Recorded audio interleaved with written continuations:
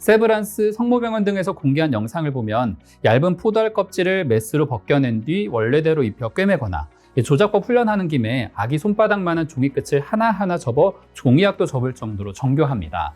상상이지만 만약 의사들의 손이 더 가늘고 관절의 한계 이상으로 움직일 수 있다면 어떤 수술이 가능할까요? 비급여라 입이 떡 벌어지는 수술 비용이지만 의료기술로 세계 최고 수준인 한국에서 이미 꽤 활약 중이고 미국 내에서도 전립선 질환의 경우 이 기술 없는 수술은 상상하기 어려울 정도라고 하죠. 우리에게 생소하지만 미국 뉴욕 주식시장에서 반짝이는 기업들을 들여다보는 바이 아메리카. 오늘은 최초의 수술 로봇 다빈치를 만든 기업이자 세계 핵심 수술 거점을 한국에 둔 의료기기 플랫폼 기업 인투이티브 서지컬 이야기입니다.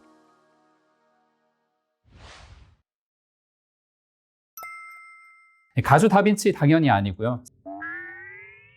사실 회사 이름은 몰라도 수술 로봇 하면 다빈치 시스템을 떠올릴 만큼 유명한 곳입니다. 그런데 아까 의사들의 손 이야기를 했잖아요. 아무리 뛰어난 의사라고 해도 자신의 손보다 작게 피부를 절개해서는 환자 몸 안에서 어떤 수술도 진행할 수 없을 겁니다. 다빈치 시스템은 수술을 진행할 때 환자 몸에 상처를 내는 과정, 이런 절개 부위를 최소화해 출혈과 감염 위험을 줄이기 위한 목적으로 만들어진 로봇 플랫폼이라고 보면 돼요. 이걸 최소 침습 수술이라고 부르더라고요. 이 기술을 완성한 사람이 수술 로봇의 아버지로 불리는 프레데릭 몰인데, 이분이 레지던트 시절 기존의 째고 출혈을 크게 일으키는 수술에 충격을 받아서 연구에 뛰어들었다고 해요. 조금 핑계 같기도 하죠. 사실 의료용 로봇은 1985년 산업용 로봇 퓨마 560이 최초예요. 뇌수술 과정 중 생검을 하는 데 쓰이면서 그 가능성을 확인했고, 이후 92년에 로보닥이라는 회사가 상용화를 시도해왔어요.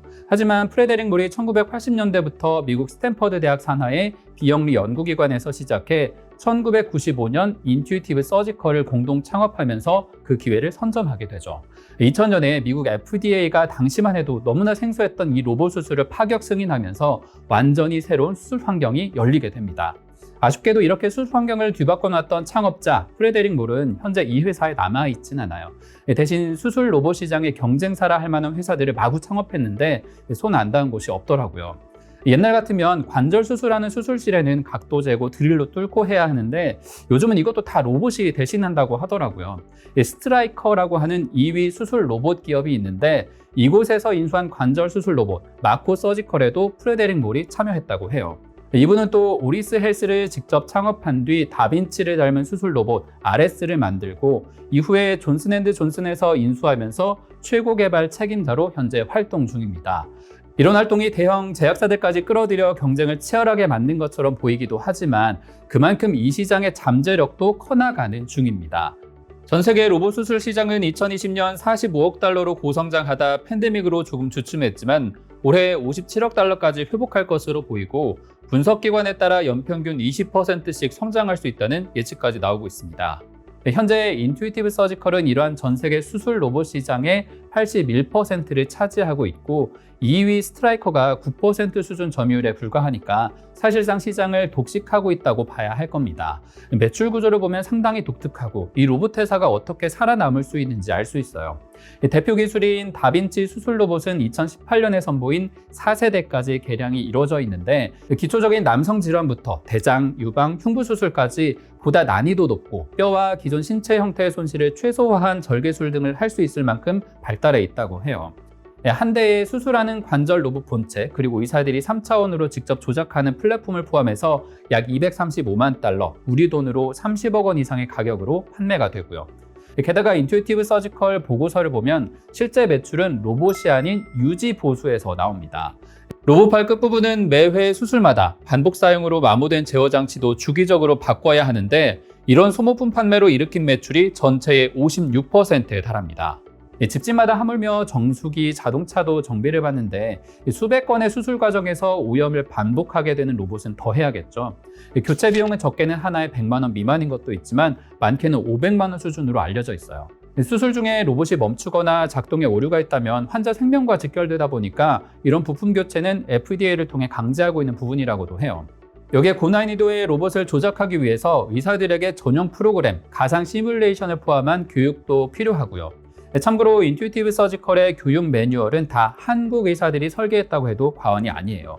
세계 최초의 로봇 수술 교육센터를 한국 성모병원에, 최근 개발한 단일공 로봇은 고대 구로병원에 둘 만큼 교육에도 공들이고 있어요.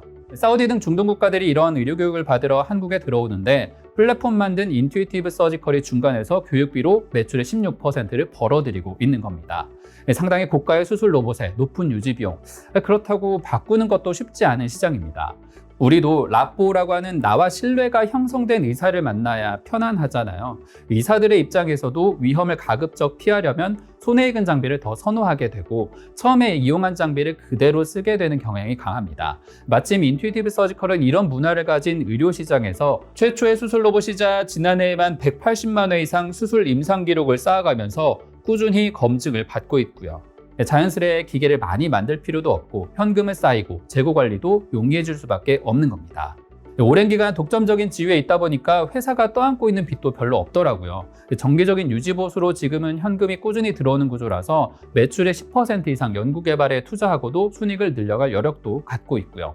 덕분에 5년간 평균 15% 성장해왔고 최근 보고서에서도 코로나 충격에서 벗어난 작년부터 연 18% 성장 속도를 회복했다고 밝히고 있습니다. 여기에 폐암 진단, 구멍 하나만 내는 단일공 수술 로봇 등 이 새로운 기술 시장을 넓힌 덕분에 분기마다 매출은 약 14억 달러, 영업이익 4억 달러씩 따박따박 쌓이는 상황이고요. 이제는 코로나보다 더 위급한 암 수술 등이 늘어나면서 로봇 수술 시장도 인투이티브 서지컬 주가도 다시 성장 경로에 올라와 있기도 하죠. 조심스러운 건 지난해 조정을 회복하는 과정에서 월가가 제시한 목표 주가 320달러 선보다 최근 주가가 더 높아진 점은 부담 요인이긴 합니다. 짧은 방망이를 들고 접근할 회사는 아니라는 얘기겠죠. 또 막강한 경쟁자들이 크고 있는 시장 환경도 살펴야 해요. 현재 대형 헬스케어, 의료기기 기업인 존슨앤드존슨, 메드트로닉, 지멘스 등이 자금력을 무기로 수술 로봇 경쟁에 뛰어들어 있어요. 다행히 아직은 미국 FDA가 승인한 수술 범위에서 대장 질환, 흉부, 유방수술, 전립선 수술 등 인투이티브 서지컬에 허용된 건 10가지 정도인데 반해서 나머지 기업들은 한두 개 정도라서 벽이 존재하고 있기는 해요. 사실 이제는 웬만한 국가에 진출한 상태이기 때문에 독점적인 점유율을 바탕으로 나머지 수술 영역에서 얼마나 더 의사들을 대체할지가 이 회사의 주가를 결정할 변수이기도 합니다. 오늘은 수술 로봇의 대명사 다빈치로 전에 없던 시장을 개척해온 인투이티브 서지컬 이야기를 전해드렸습니다. 이 회사의 기술을 살펴보면 조금 생각해볼 부분도 있더라고요. 기억하시는 분들도 있겠지만 2000년이면 일본에선 귀여운 아시모 로봇이 나올 때예요. 비슷한 시기 미국에선 관절만 달린 수술 로봇이 나온 거고요. 이런 면에서 로봇공학자 데니슨 교수의 말처럼 꼭 인간을 닮은 로봇이 아니라 사람을 구하는 로봇이 필요하다는 걸 증명한 회사라고도 할 수 있을 것 같아요. 실리콘밸리 최고의 의료기술에 한국 최고의 의료진이 만난 것으로 묘사되기도 하지만 워낙에 효과적인 방식의 수술이다 보니까 더 낮은 가격에 보다 많은 사람이 누릴 수 있게 더 빠르게 시장이 넓어지는 시대가 오기를 바라봅니다.